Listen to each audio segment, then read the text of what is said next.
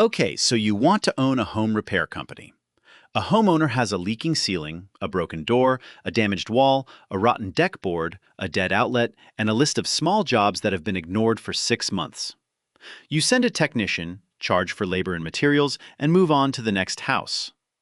The customer needs the work. The house is not going anywhere, and unlike a restaurant or a clothing store, you are not trying to convince anyone that a broken pipe is fashionable. The strange part is that demand can be everywhere, while profit is still hard to keep.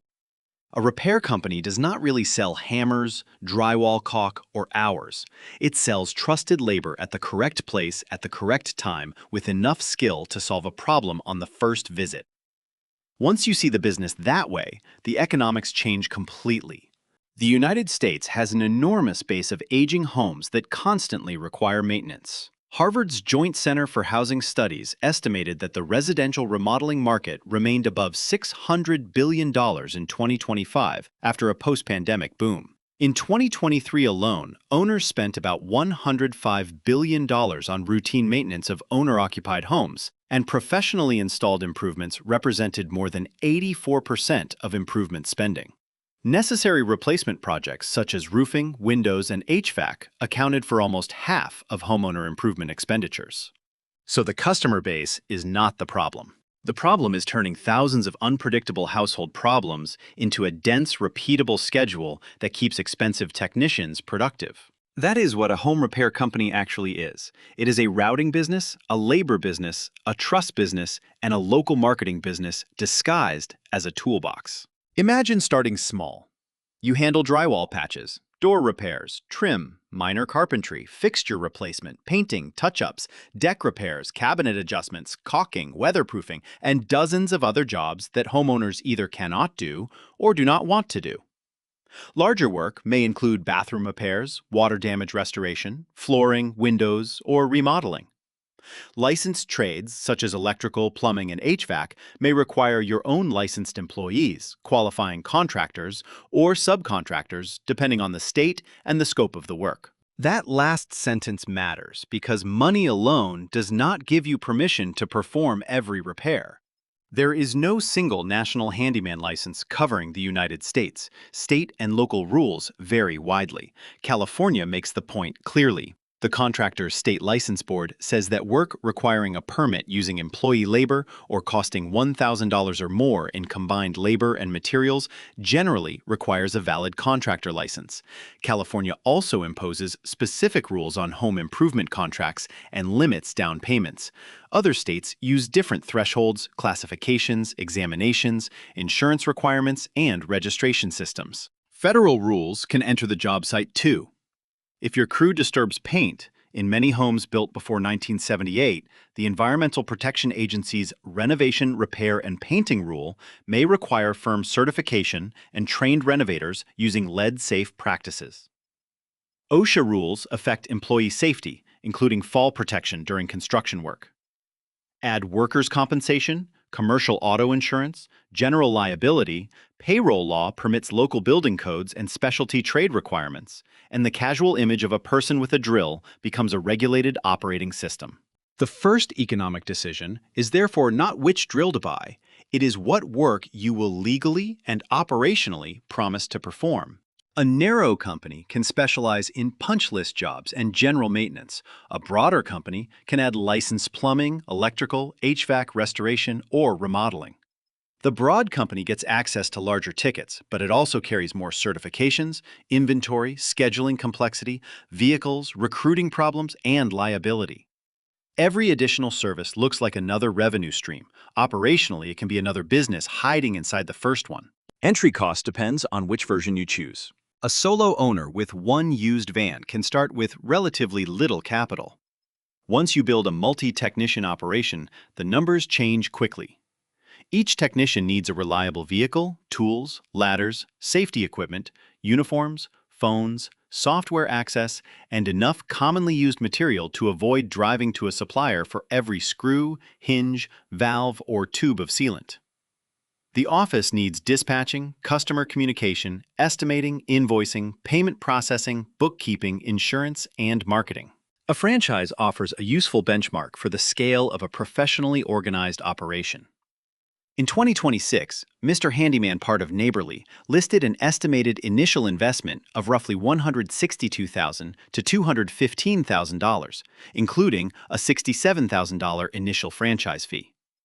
That does not mean every independent repair company needs $200,000. It means a standardized, branded system with working capital setup costs, equipment, marketing, and franchise obligations can reach that range before the business has proven it can fill a schedule. Financing makes the entry price look easier. The Small Business Administration's 7A program can support loans up to $5 million for eligible businesses through participating lenders. A repair company may use debt for acquisition, vehicles working capital, equipment, or expansion. But the loan does not care whether a customer cancels Tuesday afternoon. Principal and interest remain due while the van sits in the driveway. That creates the first major illusion of the business. A van is not productive because it exists. A technician is not profitable because he or she is on payroll. Tools do not produce revenue because they are expensive. The entire economic machine works only when paid jobs are packed tightly enough into the day. Suppose one technician can complete 3 jobs in a day. If the average invoice is $450, the theoretical daily revenue is $1,350. That sounds excellent, but now introduce reality. The first customer is 20 minutes away. The second is 40 minutes from the first. A repair that was scheduled for 90 minutes exposes hidden water damage and takes 3 hours. The third customer wants an estimate but does not approve the work. A technician has to stop for a specialty part. Another customer sends the wrong gate code. The final appointment cancels after the van is already in the neighborhood. The schedule looked full at 8 in the morning. By 5 in the afternoon, perhaps only 5 productive labor hours were billed. This is the central trap of the home repair business. You sell time, but you lose time everywhere. Driving consumes it. Estimates consume it. Supply runs consume it. Callbacks consume it. Training consumes it. Unpaid troubleshooting consumes it. Customer conversations consume it. Warranty work consumes it. And the technician must still be paid for much of that time. The Internal Revenue Service's mileage rate is not a perfect measure of fleet cost, but it illustrates how real travel expenses are. In the second half of 2026, the business standard mileage rate rose to 76 cents per mile. A service territory that looks small on a map can quietly turn thousands of annual miles into a substantial operating burden before you count the opportunity cost of technicians sitting behind steering wheels instead of inside homes. This is why route density becomes more valuable than raw demand. 10 jobs scattered across an entire metropolitan area may be worse than 6 jobs in 3 neighboring zip codes. The smaller territory can generate less driving, more billable hours, faster emergency response, lower fuel consumption, and more chances to fit an extra job into the day. Once density improves, the same technicians and vehicles can produce more revenue without a proportional increase in overhead. That is operating leverage in plain language. You already paid for the van insurance dispatcher software and much of the technician's day. Filling one more productive hour can carry a surprisingly high incremental margin. Lose several productive hours, and those same fixed costs begin eating the company alive. Where does the revenue actually come from? The obvious layer is labor. A company may charge hourly by half-day or full-day blocks, or by flat-rate job pricing. Flat pricing can be powerful because the customer buys the completed result rather than watching a clock. It also transfers estimating risk to the company. If a 2-hour repair becomes a 5-hour repair, the customer may still pay the same quoted price. The second layer is material markup. A contractor purchases lumber, fasteners, fixtures, drywall, paint, trim, adhesives, hardware, or replacement components, and resells them as part of the finished job. The markup is not pure profit. Someone has to source the item, transport it, store it, handle returns, and absorb mistakes. The third layer is larger projects. A customer who calls for one damaged door may later need deck restoration, a bathroom update, drywall after a plumbing leak, or a long punch list before selling the house. These jobs can raise average ticket size dramatically. They can also create scheduling risk because one delayed project can occupy technician capacity that was supposed to serve several smaller customers. The fourth layer is recurring maintenance. Property managers, landlords, senior homeowners, real estate agents, and repeat residential customers can generate inspection visits, seasonal work, preventive maintenance, or priority service plans. Recurring relationships reduce the need to buy every job from scratch. A fifth layer can come from referrals and cross-selling licensed specialists. A general repair company that discovers a serious electrical or plumbing issue may refer or subcontract the work where legal and appropriate. At scale, a broader home services platform can monetize the same customer across multiple categories. That is one reason Neighborly is an important success case. The company began with one brand in Waco, Texas in 1981 and grew through organic expansion and acquisitions into a large portfolio of home service brands.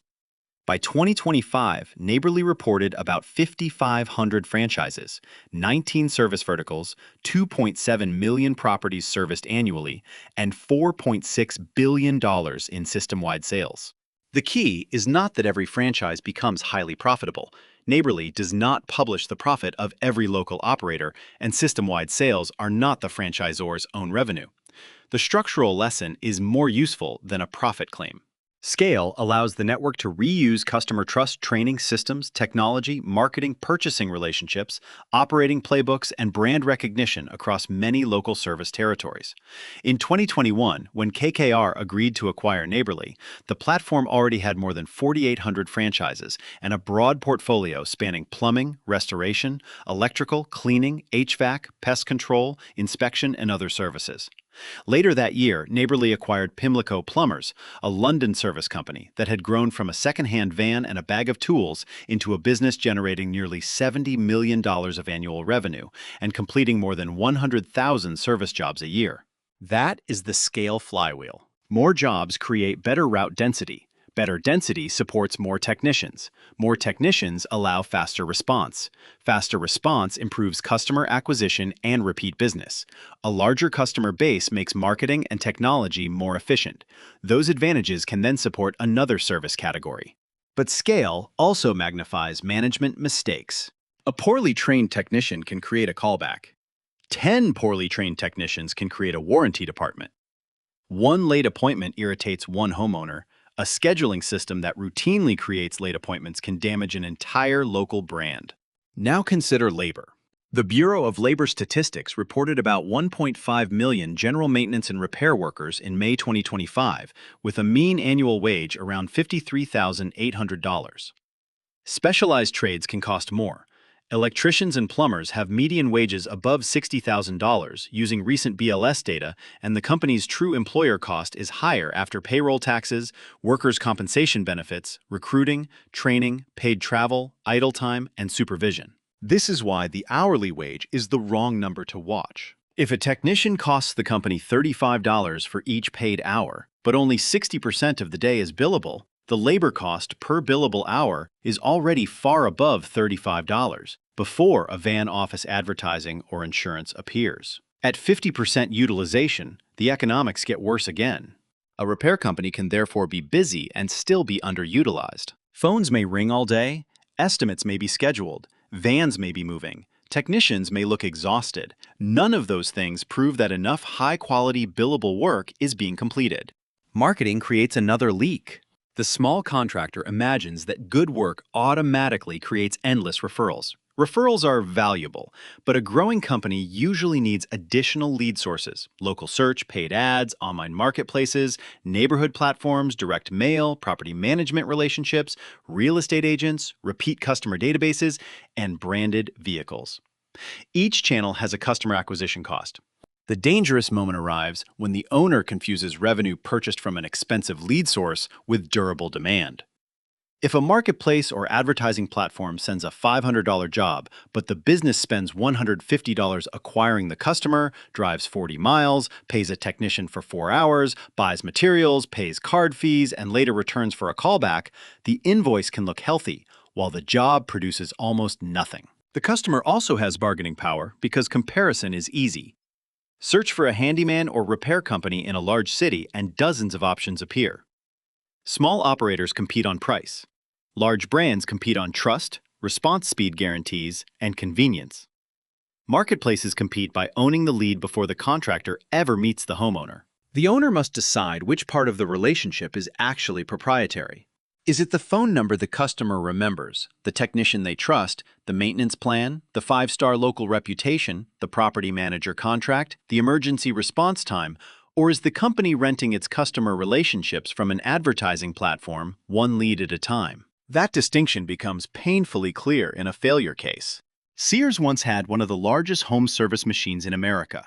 Its 2017 annual report described approximately 5,200 service technicians making more than 5 million service calls annually. Sears Home Services covered appliance repair, heating and cooling, home improvement, garage door work, roofing, windows, kitchen-related projects, and other categories. The service business had access to a famous national brand and relationships with nearly 30 million households.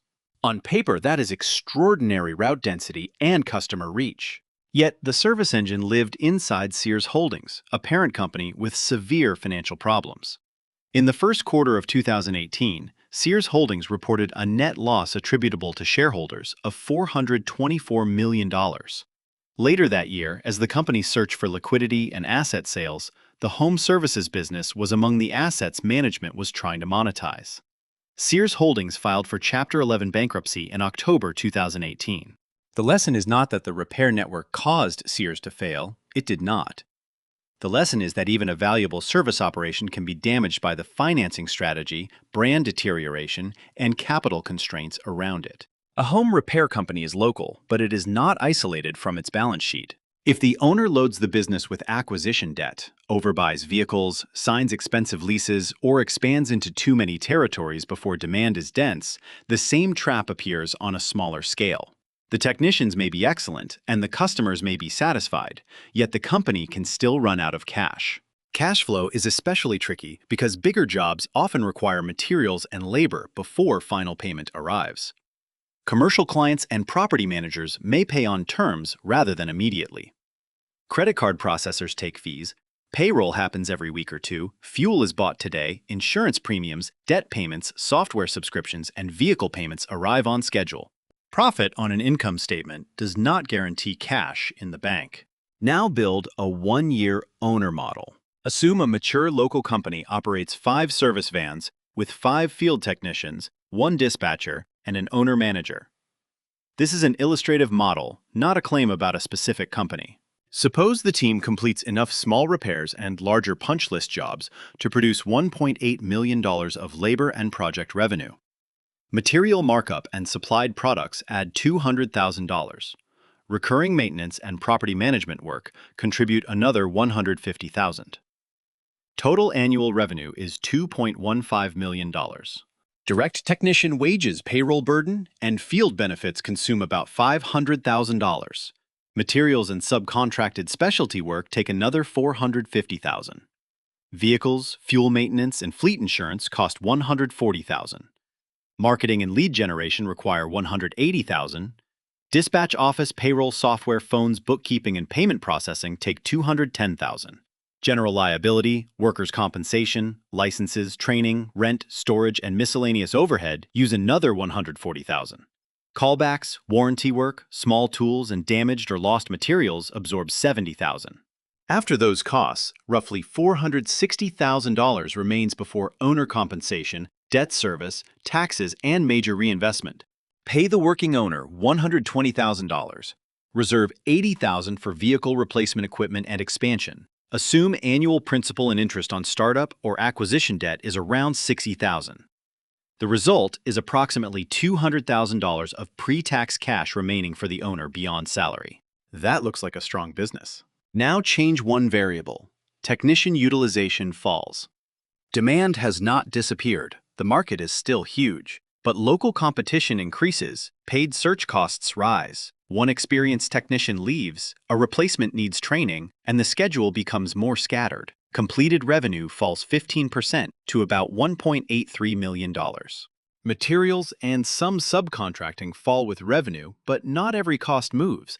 The dispatcher is still employed, insurance is still due, vans still exist, software subscriptions continue, advertising may even rise because the owner is trying to refill the schedule. Debt service does not care that utilization is weak. If direct variable costs decline by only about $200,000, while the rest of the cost base barely changes, that $200,000 owner profit can collapse toward break-even or turn negative. Nothing dramatic had to happen. No recession, no lawsuit, no hurricane, no bankruptcy. The vans simply spent more time driving and waiting and less time billing. That is why the best operators obsess over metrics that outsiders rarely see. Revenue per technician day, billable utilization, average ticket, jobs per day, drive time, close rate on estimates, callback rate, lead cost by channel, repeat customer percentage, gross margin by service line, technician turnover days to collect receivables and revenue by zip code. The map can matter more than the logo. A company earning $1 million inside a compact territory can have better economics than a company earning $1.3 million across an entire region. The first operator may complete more jobs per technician, respond faster, spend less on fuel, carry fewer vehicles, and generate stronger word of mouth because the brand is repeatedly visible in the same neighborhoods. The future of the business will push this further. Homeowners are aging along with the housing stock. The Census Bureau reported that the median age of owner-occupied homes was already 41 years in 2021. Older houses need more upkeep, while older homeowners may increasingly pay professionals rather than perform repairs themselves. At the same time, high home prices and mortgage rate lock-in can encourage owners to remain in existing homes longer and repair them instead of moving. But a large market does not guarantee rapid growth. In July 2026, Harvard's latest leading indicator of remodeling activity projected that growth in homeowner renovation and repair spending would slow through mid-2027, reaching only about 0.5% year-over-year in the second quarter of 2027, with annual spending around $519 billion. That creates a more competitive environment. When the overall market is not expanding quickly, winning operators have to take share, increase, repeat business, improve routing, raise conversion, or add profitable services. Software can help with dispatching automated estimates, customer reminders, route optimization, technician communication, and follow-up. Artificial intelligence may reduce administrative work and improve scheduling. None of it fixes a bad technician, a weak local reputation, or a service territory that is too spread out. The physical work still happens inside someone's home. That makes trust an economic asset. A homeowner is allowing a stranger through the front door, often because something is already broken. The company that arrives on time, communicates clearly, protects the floor, explains the price, finishes the job, cleans up, and comes back when something goes wrong can charge differently from the cheapest anonymous provider.